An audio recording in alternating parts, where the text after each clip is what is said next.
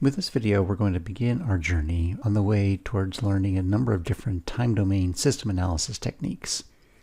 Our first technique that we'll be introducing is finding the response of a linear time invariant system by solving the linear constant coefficient differential equation that describes its behavior. In particular, in this video, we're going to talk about system analysis. What is it? What are the various components that we need to carry it out? And begin to introduce and outline the first method that we're going to learn in this course. Before we do that, we need to define a number of different system responses, including the natural response of the system and the forced response of the system, and two potentially new terms to you, the zero state response and the zero input response. Now, we learned last time that a linear time invariant system can be described by a linear constant coefficient differential equation. That's a differential equation where we could have y of t, the output signal, and its derivatives, and the x of t, the input signal, and its derivatives, accompanied by a number of different constant coefficients. We're not allowed to have functions of x, y, or t in these, or else we don't have a linear time invariant system. So the differential equations that describe these systems are very straightforward. They'll have only numeric constants within them. This equation relates the output response, the y of t, to the input signal, x of t, and does so taking into account the internal dynamics of the system that give rise to its particular behavior. In our differential equation, those internal dynamics are captured in the coefficients, in the a's and the b's. Now, system analysis is a job of finding the expression for the output signal y of t for some particular input signal x of t, given an appropriate description of the system operation and its behavior. And so the job of system analysis is to find the response of a linear time invariant system to some input signal x of t, and the components that we need to carry this out is some kind of description of that input signal. And that's what we've been introducing a number of standard mathematical functions for, like a u of t, unit of step. We also need some kind of mathematical description for the behavior of our system. And so far, the only one that we have available to us is the linear constant coefficient differential equation. Now, we haven't yet discussed where those come from and how we derive those, but we'll assume that we have an appropriate one to describe our system. In addition to the differential equation that describes the system, we may also need to know something about whether or not there are any initial conditions present in the system at the time that we introduce our new signal. And finally, in order to find the output under the circumstances of our particular input and our particular system, we need some kind of analytical method. And if we have our system described by a differential equation, the method that we have available to us, or that we're going to be developing now over the next week, is to actually solve that linear constant coefficient differential equation for the particular input x of t and the particular set of initial conditions that we have.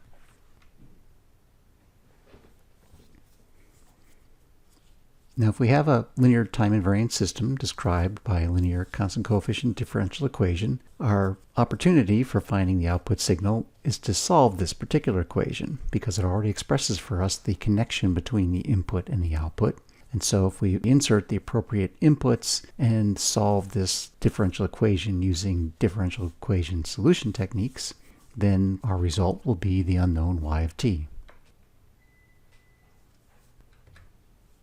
What we're looking for particularly is to solve for the output y of t, and we assume that we're inputting a new signal x of t, and it begins at time t equals 0. So whenever our input starts, that's what we call time t equals 0. So we're finding a solution for the expression for y of t from that moment forward, from times t greater than 0. We're doing that for the particular input that begins at time t equals 0. And again, we will need to know if there's any initial conditions in the system or the output happening at time t equals 0 that will affect the output of the signal after time t equals 0. Now, where do those initial conditions come from? Initial conditions in the system, which we usually express in terms of the output value at time t equals 0, and maybe some of its derivative values at time t equals 0. Where do those come from? Well, they contain the cumulative effects of any previous inputs to the system that happened before the time of our new input. So inputs that were applied at time t less than 0 may have initiated some responses that are still in operation, that are still working themselves out of the system when our new signal comes along. Now, if I have an n-order differential equation, it turns out that I will need exactly n initial conditions to solve the differential equation. So, for example, if we have a second-order system, we'll need 2 initial conditions. If, by chance, all of the appropriate initial conditions are equal to 0, we call that system relaxed. If there were any previous inputs, their responses have finished a long time ago, so that the system is now completely drained, completely stationary, completely settled down, and ready to accept a new input. Now, what is this method that we're going to use to solve our linear constant coefficient differential equations? Well, the particular method that we're going to use is known as the method of undetermined coefficients. And what we do is break up the total response of the system, we'll use y capital T for that, and break it up into 2 components. The natural response, we'll use a subscript n, yn of t of the system, and the forced response, and we'll use an f subscript for that, yf of t. The form of the natural response is determined by the system's unique dynamic characteristics. And that form is embedded in the a coefficients on the left side, the y side of the differential equation. So our a1, our a2, any coefficients we have on the y side, those together will determine what the shape of our natural response is going to be.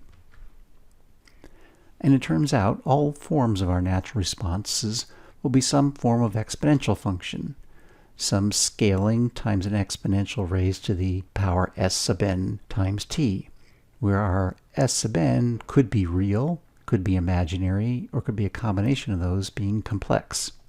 Our natural response will be a collection, a sum of different exponential terms, and they may be a mixed collection, maybe some that are real, some that are imaginary, some that are complex. The different forms that we may see, if we have a real valued exponent for s, so if s is a real value, we'll have a k e to the r real value t. If we have exponents that appear more than once, they'll give us an exponential term, but it may also be multiplied by some power of t, either t to the 0, t to the first power, t to the second power, depending on how many times that form repeats. If we have an imaginary exponent in our exponential, that's an e to the j omega t, then our natural response has a sinusoidal oscillating form.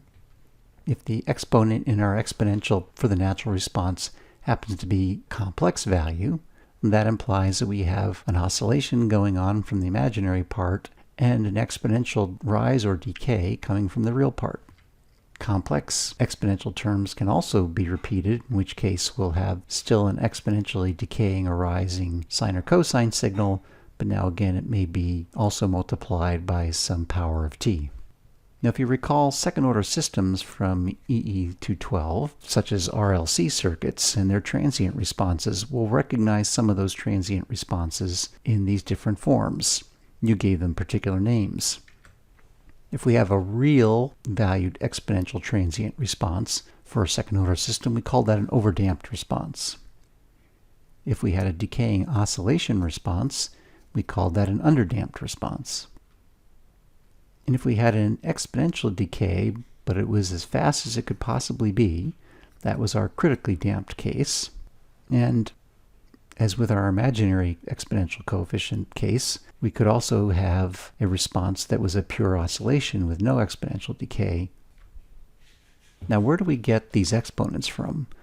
Well, it turns out the exponents for our natural response exponential terms will come from the roots of the characteristic equation of the system. What is the characteristic equation? Well, that's the left-hand side, the y side of the differential equation, transformed with our derivative operator that we introduced last time, s to the superscript k, that represents the kth derivative with respect to time of our y functions that are inside.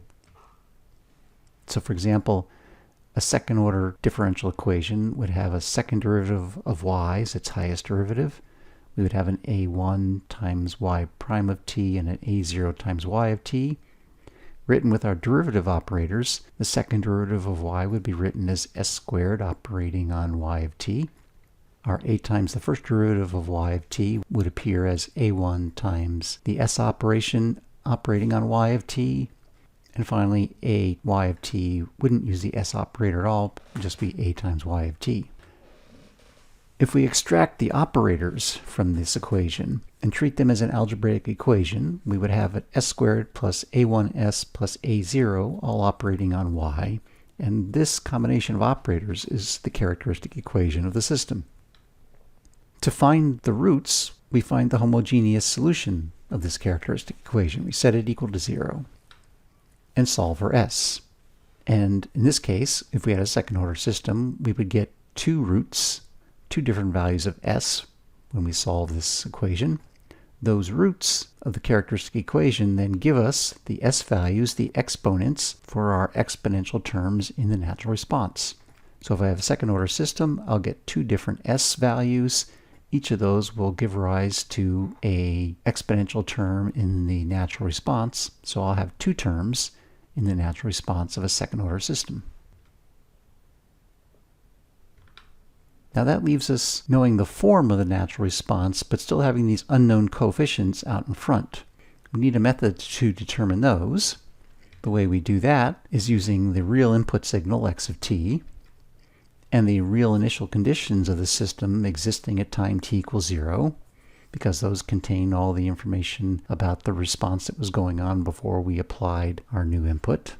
And that total response, again, has two components, the natural response and the forced response. And we solve for each of those, add them together, and get the total response. The forced response is also called the particular solution. That's determined by, and for our cases, usually similar in functional form to the input signals, the forcing functions that we apply to our system. So here's a collection of different potential input signals that we will commonly use. A constant for a DC input, an exponential input, usually a decaying one, a cosine signal, an exponentially decaying or increasing cosine, a t to some power times an exponential, and a t times a cosine omega t. Now those aren't the only ones that we could apply to our system, but this particular set of inputs have the behavior that the form of the response of our linear time invariant system to these particular inputs has basically the same shape that they do. So I put a constant in to my linear time invariant system, I'm going to get a constant value out.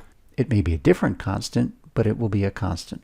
If we put an exponential into our linear time invariant system, we get the same exponential out, the same time constant, with a different scale factor.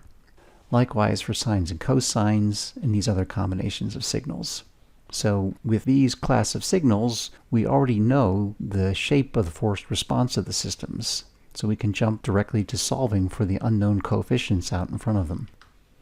If our x of t happens to be a harmonic signal, a sine or cosine signal, and the system started off in a relaxed state, then the forced response is the same as what we call the sinusoidal steady state response of the system. Now the forced response has to fully satisfy the differential equation by itself. And so we determine the coefficients of the forced response without the initial conditions needed. To determine the total response, we take the form of the natural response determined from the roots of the characteristic equation with the undetermined coefficients still in it. We add that to the forced response, for which we do predetermine the coefficients that go with it, and then use the initial conditions to determine the missing coefficients in the natural response. So that in that combination, we get this total system response to both the input signal and to the initial conditions. Now, this is probably the method that you're familiar with from circuit analysis or maybe from your differential equations course. You've seen this in the context of first and second order systems, resistor inductors, resistor capacitors, and RLC circuits. In that application, you were looking for the transient responses and the total responses of those circuits. This is also the first method that's shown in your textbook. However, we're actually going to apply a different method, an alternative method, which I happen to think is a little bit easier. We're still going to break up the total response into two pieces, but we're going to divide it up into two different pieces. In this alternative approach, the total response has two alternative components. The zero state response, which we'll call YZS of t or YZSR of t, and the zero input response, YZI of t or YZIR of t. Now again, the total response is the sum of these two components. It's a zero state response plus the zero input response, just like it is the sum of the natural response to the forced response. The zero state response is the total response of the system just to the new input x of t. It assumes the system was relaxed, meaning all the initial conditions were zero. And even if they weren't, we solve for the zero state response using that assumption that all the initial conditions were zero, so that we isolate the part of the response that's coming just due to the new input signal. The zero input response, on the other hand, is the response of the system to the initial conditions with no input forcing function. So as the name implies, it's the response the system would have had if there was zero input, if the new input never came along. This is the response left over from previous inputs, things the system is finishing out when we come along with our new input.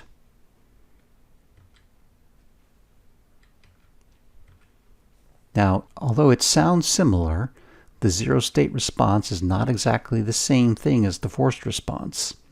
The forced response is a component of the zero state response, but the zero state response also includes a portion of the natural response of the system.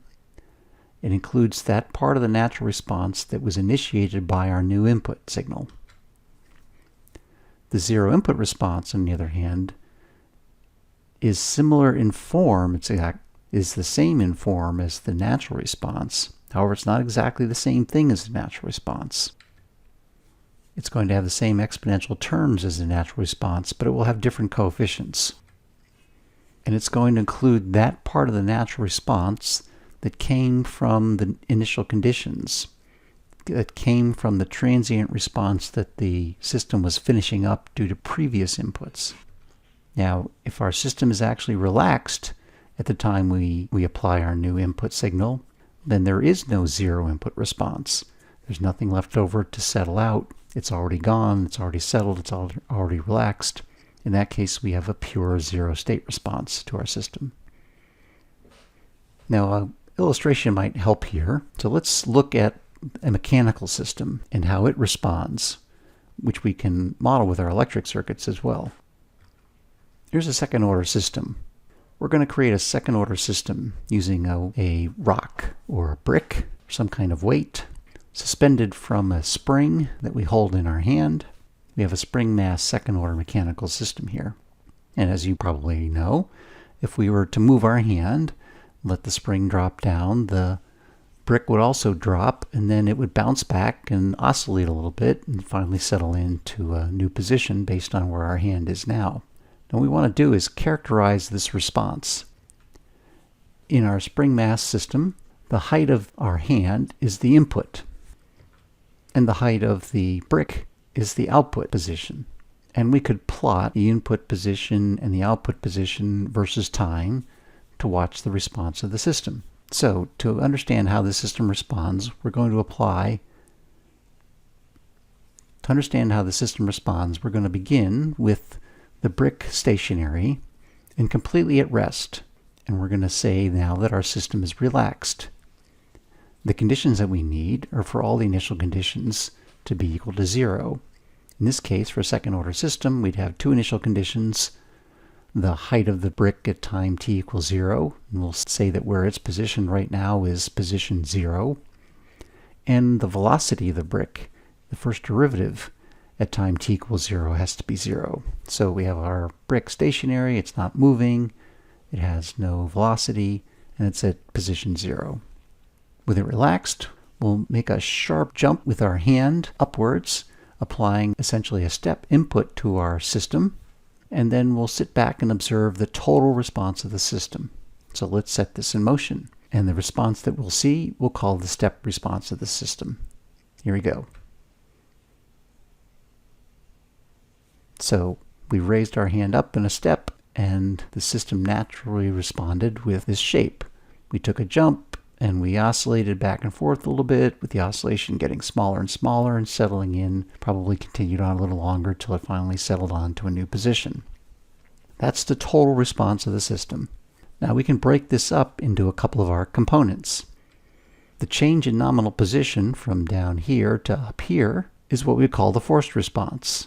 Notice it has basically the same shape as our step input signal.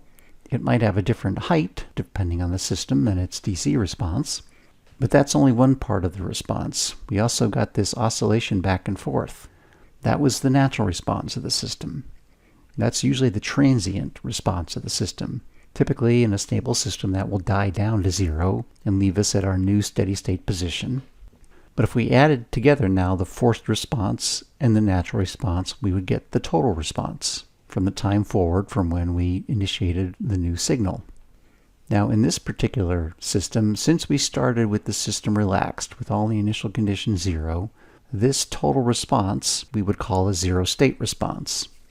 The system was in a 0 state before we hit it with a new input, and so the sum of the forced response and the natural response is the total response, but also the total 0 state response in this case. Now what if we didn't have our system relaxed when we started? Let's look at that case.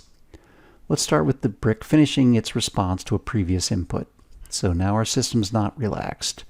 Y of t is not 0 at time t equals 0, and it has some velocity, so it's in motion. We'll still apply a step input to it while it's in motion and observe the new total response of the system. We'll see how the height of the brick changes versus time. So let's set it back in motion and give it the step. Now we got a slightly different response. This time certainly our lead-in was different because we had the finishing oscillations happening from some previous input. Then we applied our new step and got a change in the nominal level as well as continued oscillations going on here. Again, they probably continue on after this point. We still have a forced response, and because my step was the same size this time as the previous time, the forced response is exactly the same in this case. Likewise, we got a natural response that came from our step input, creating some of this oscillation. And because, again, we took the same size step, this part of the natural response that was due to that step input is also the same size that it was in the previous example, in the relaxed case example. What's different now, though, is in addition to these responses that were initiated by the input, part of the total response was also the finishing response coming from the previous inputs, the things that gave rise to initial conditions at the time that we initiated a new input.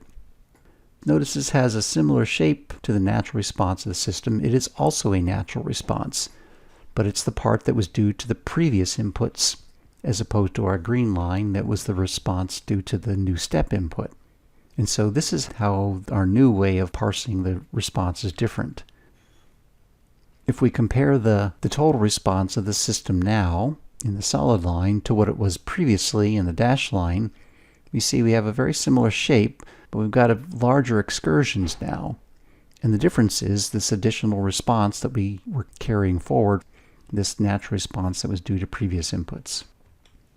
In this case, the zero state response is still part of the total response, but it would encompass just those parts that were due to the input, the red forced response and the green natural response due to the step inputs. Those two together would give us the zero state response. This natural response piece that came from the previous inputs, that's what makes up the zero input response. It's the response the system would have kept doing if we had never put the new input in. The total natural response then, what we would have called the natural response in the former way of solving differential equations, includes both the piece due to the new input and the piece due to the initial conditions, or the leftover inputs. That would have been shown here in this brown line. So the difference between the forced and natural response approach to solving the differential equations is how we break things up. In our new zero input, zero state response approach, we're going to split up the natural response of the system into two components. Part that's due to the new input and part that's due to the leftover inputs from the past. Now what's this method that we're going to use? How are we going to apply the zero state response and the zero input response to solve a linear constant coefficient differential equation? Any nth order linear constant coefficient differential equation will appear in this form, and we could have y and its derivatives on one side, x and its derivatives on the other side. This we would call a general form linear constant coefficient differential equation. Any general form like this has a single input case form that's identical on the left side. The y terms are all the same. What we change is the right-hand side, and we set the right-hand side equal to x of t all by itself. No multipliers, no derivatives, no other terms, just x of t. This is the single input case form of the linear constant coefficient differential equation. This equation, we know, has a characteristic equation that comes from writing the y side and its derivative using our s derivative operator and creating a polynomial equation in S. Setting that equal to 0 and using that to solve for the natural response elements of the system. So the steps in the solution of a linear constant coefficient equation using zero input and zero state response goes like this. First, if we have a general case differential equation, we're going to convert it to a single input case equation. We're going to demote it to a simpler form that's easier to solve. With that single input case, first we'll find the zero input response of the system, meaning we're going to get the form of the natural response from the characteristic equation roots. We'll solve the unknown coefficients using the given initial conditions of the system, and again working with the assumption that x of t is 0, so there's no forced response component in the zero input response. Then we'll determine the forced response of the system for the single input case.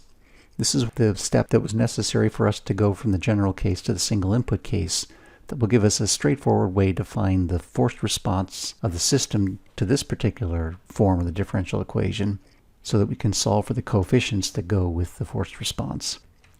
Then we take those known coefficients and add it to another natural response piece with unknown coefficients and solve those to form the total zero state response of the single input case. By taking our forced response that we've solved up here, adding it to a natural response with unknown coefficients and solving them for the case where the initial conditions are all 0, which is the appropriate initial conditions for a zero state response. And that will give us a complete answer including all the coefficients for the zero state response of the single input case. Then we'll use linearity and time invariance to convert that solution, that zero state response, to the zero state response for the general case equation. So we'll put back in the rest of the terms on the x side of the equation, generalize our zero state response from the single input case to become the correct zero state response for the general case, and then finally add the zero input response that we found previously to the zero state response to find the total response. Now that's a lot of steps and a lot of details that we need to go through to carry one out, so we'll save going through that for the next video, in which we'll go through the complete solution of first a single input case and then a general case differential equation, illustrate all the steps for you, and see them happening with a particular example, hopefully make them all clear. But for now, we'll stop at this point and hope that you can now clearly understand the difference between forced and natural responses and what makes up a zero input response and a zero state response. We'll see you next time.